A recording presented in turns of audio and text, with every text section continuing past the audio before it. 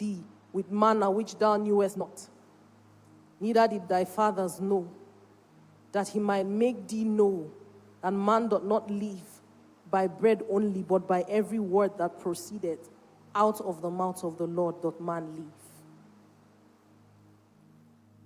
Thy raiment waxed not old upon thee, neither did thy foot swell these 40 years.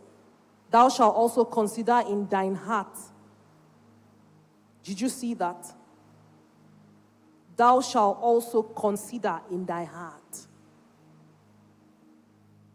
As a man chasteneth his son, so the Lord thy God chasteneth thee.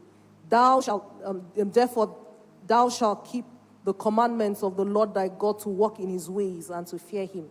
For the Lord thy God bringeth thee into a good land, a land of brooks of water, of fountains and depths that spring out of valleys and hills, a land of wheat and barley and vines and fig trees and pomegranates, a land of olive oil and honey, a land wherein thou shalt eat bread without scarceness.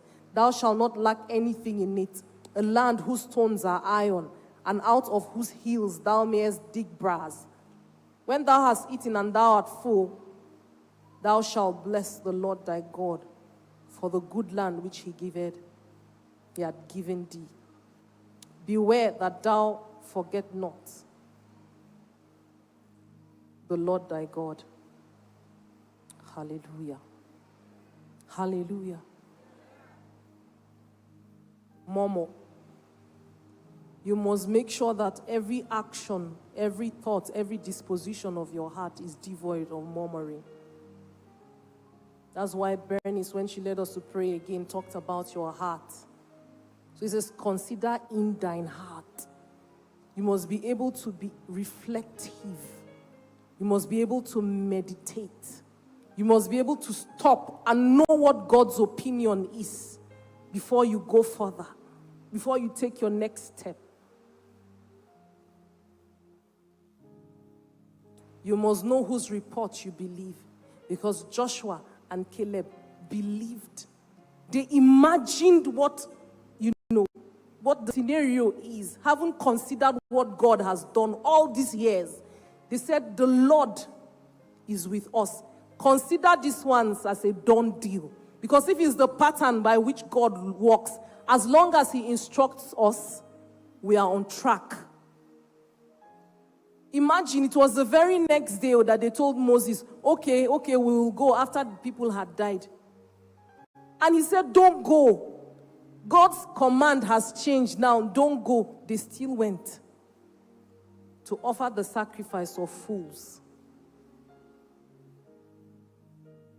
Because the sacrifice of fools is a sacrifice anyway. It's just that it's a sacrifice that is not commanded. So we must live by the words that proceed out of his mouth. The test was for them to understand the instruction of God is life.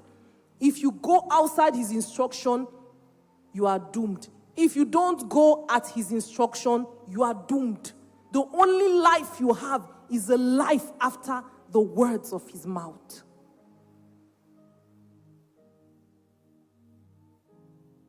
Hallelujah. Many of you are in that place. Pastor A told us 2 Tuesdays ago.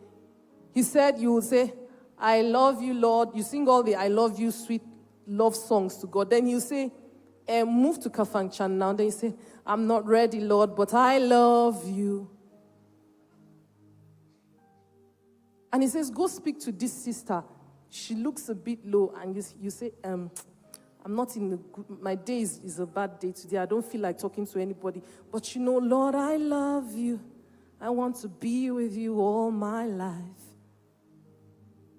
You form obedience with your lips, but your action is not a contributor to the will of God.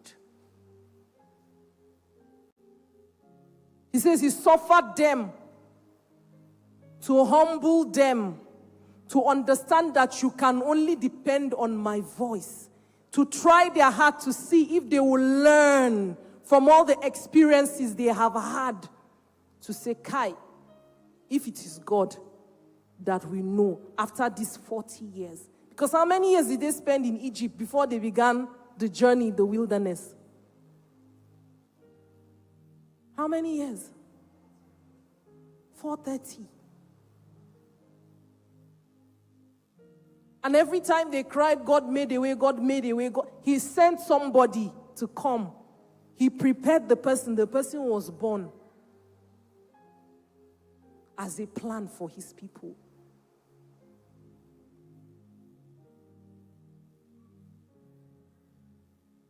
Many of us are murmuring concerning Nigeria. But today our perspective changes. Because there's a prophetic destiny concerning this nation. And it's not a lie that we are peeled, we are torn. We've gone through very horrible experiences. But if there is a word of the Lord, it abides forever. It will not return to him void.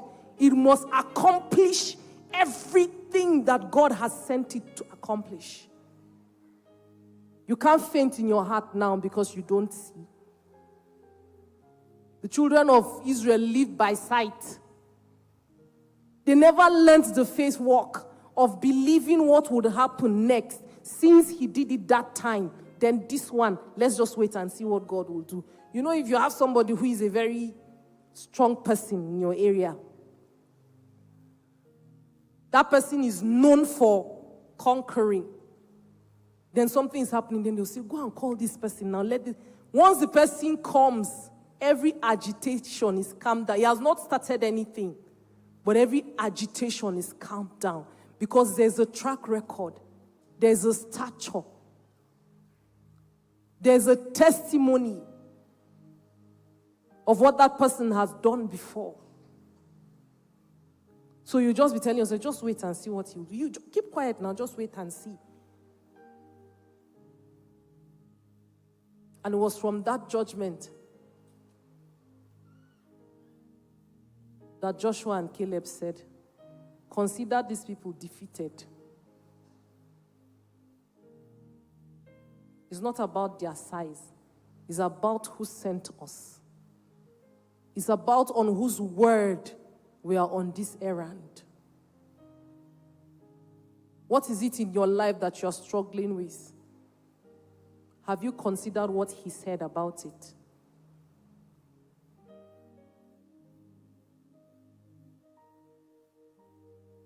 How do you see from God's perspective?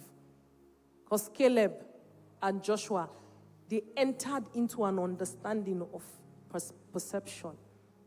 And they viewed them, they sized them up according to how heaven sees them. And that was the key